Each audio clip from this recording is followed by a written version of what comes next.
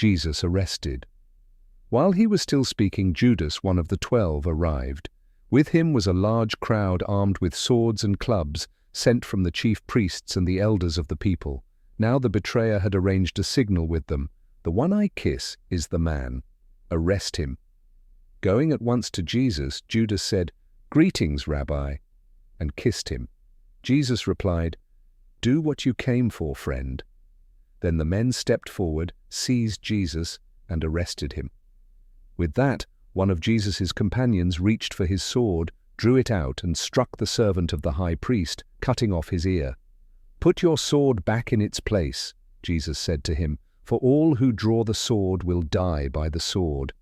Do you think I cannot call on my Father, and he will at once put at my disposal more than 12 legions of angels? But how then would the scriptures be fulfilled that say it must happen in this way?" In that hour Jesus said to the crowd, "Am I leading a rebellion, that you have come out with swords and clubs to capture me? Every day I sat in the temple courts teaching, and you did not arrest me. But this has all taken place that the writings of the prophets might be fulfilled." Then all the disciples deserted him and fled. Jesus, before the Sanhedrin. Those who had arrested Jesus took him to Caiaphas the high priest, where the teachers of the law and the elders had assembled. But Peter followed him at a distance, right up to the courtyard of the high priest. He entered and sat down with the guards to see the outcome. The chief priests and the whole Sanhedrin were looking for false evidence against Jesus so that they could put him to death. But they did not find any, though many false witnesses came forward. Finally, 2 came forward and declared, "This fellow said, 'I am able to destroy the temple of God and rebuild it in 3 days.'" Then the high priest stood up and said to Jesus, "Are you not going to answer?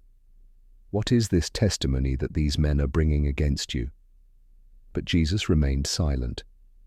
The high priest said to him, "I charge you under oath by the living God. Tell us if you are the Messiah, the Son of God."